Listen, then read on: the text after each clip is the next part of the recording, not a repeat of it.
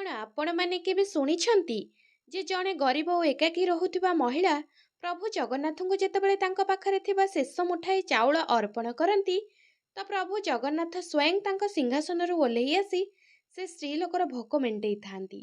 ଆଜିର କାହାଣୀ ଆପଣମାନଙ୍କୁ ଗଭୀର ଭାବରେ ଆନ୍ଦୋଳିତ କରିବ।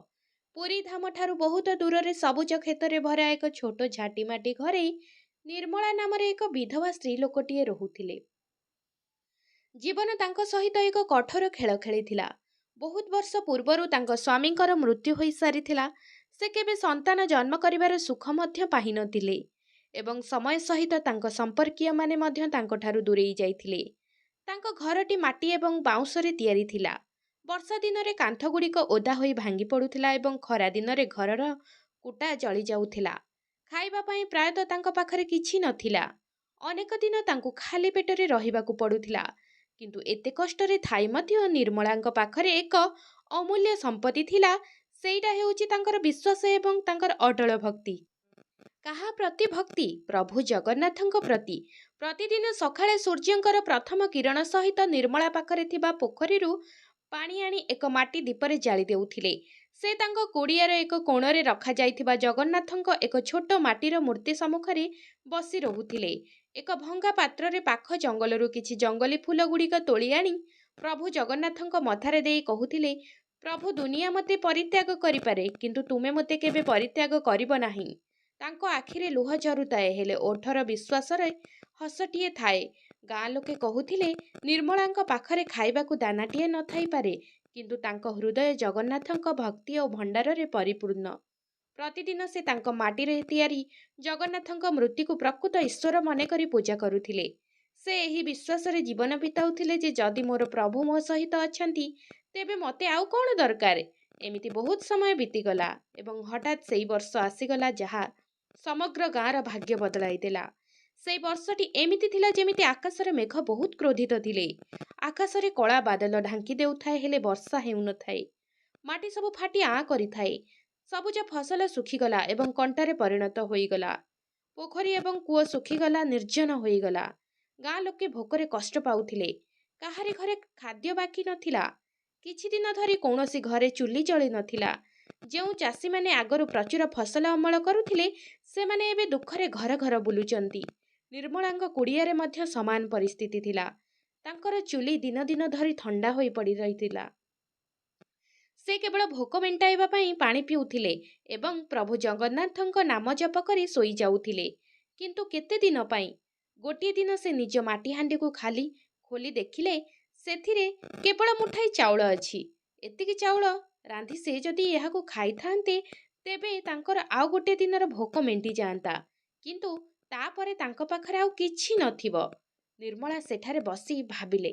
ତାଙ୍କ ଆଖିରୁ ଲୁହ ବୋହି ଯାଉଥିଲା।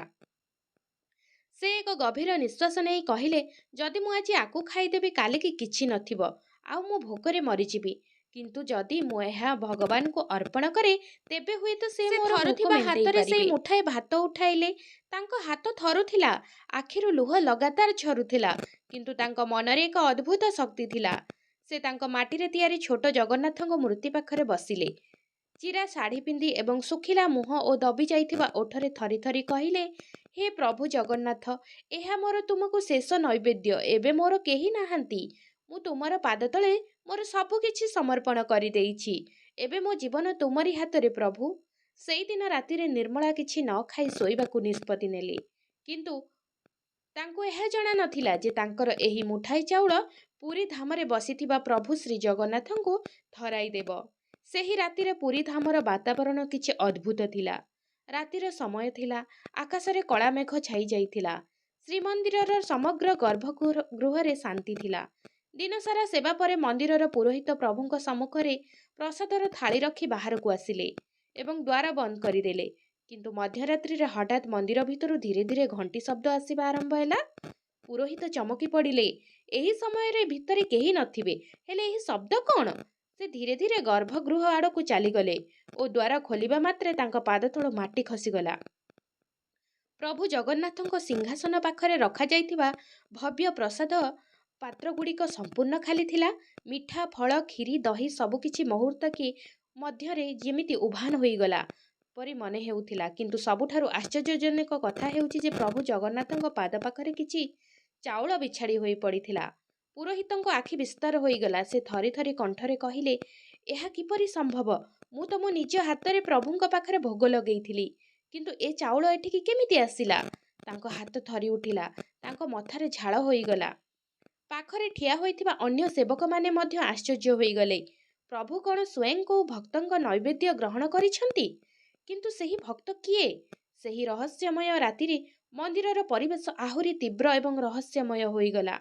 ସମସ୍ତେ ବୁଝିଗଲେ ଯେ ଏହା କୌଣସି ସାଧାରଣ ଘଟଣା ନୁହେଁ। ଏହା ସ୍ୱୟଂ ପ୍ରଭୁଙ୍କ ଖେଳ ଥିଲା। ଦୂରରେ ବସିଥିବା ଜଣେ ଭକ୍ତଙ୍କ ଡାକରେ ଜଗନ୍ନାଥ ସ୍ୱାମୀ ତାଙ୍କର ମହାନ ନୈବେଦ୍ୟ ତ୍ୟାଗ କରି କଞ୍ଚା ଚାଉଳର ସରଳ ଶସ୍ୟ ଗ୍ରହଣ କରିଛନ୍ତି।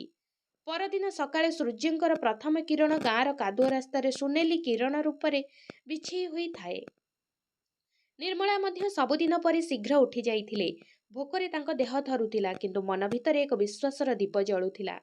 ସେ ତାଙ୍କ ଘରର କବାଟ ଖୋଲିଲେ ଏବଂ ବାହାରକୁ ପାଦ ଦେବା ମାତ୍ରେ ତାଙ୍କ ଆଖି ଅବିଶ୍ୱାସରେ ଖେଳିଗଲା।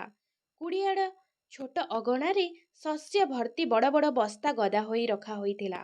ଗହମ, ଚାଉଳ, ଲଙ୍କା, ଗୁଡ଼ ଏବଂ ଅନ୍ୟାନ୍ୟ ବିଭିନ୍ନ ଖାଦ୍ୟ ସାମଗ୍ରୀରେ ମାସ ମାସ ଧରି ସମଗ୍ର ଗାଁକୁ ଖାଦ୍ୟ ଯୋଗାଇବା ପାଇଁ ଯଥେଷ୍ଟ ଖାଦ୍ୟ ସେଠି ରଖା ହୋଇଥିଲା। ନିର୍ମଳାଙ୍କ ଆଖି ଲୁହରେ ଭରିଗଲା।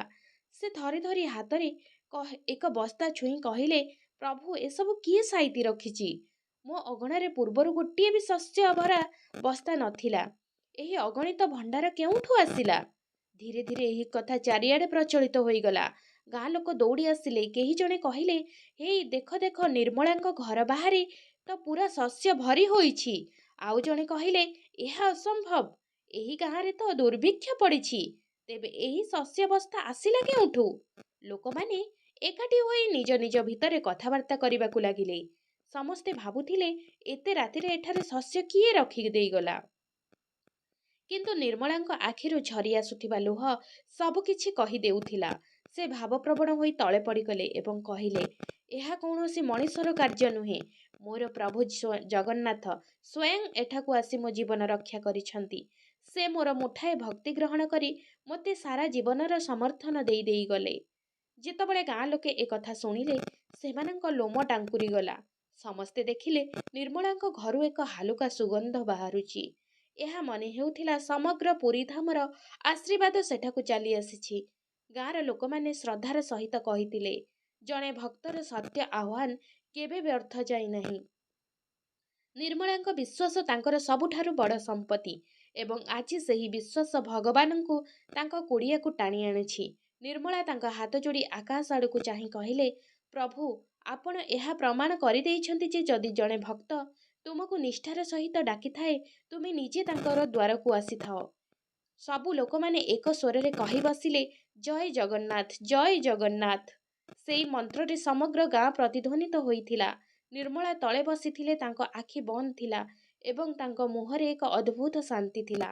ତାଙ୍କୁ ଏମିତି ଲାଗୁଥିଲା ଯେପରି ସ୍ୱୟଂ ପରମେଶ୍ୱର ତାଙ୍କ ସମ୍ମୁଖରେ ଠିଆ ହୋଇଛନ୍ତି ଓ ହସୁଛନ୍ତି।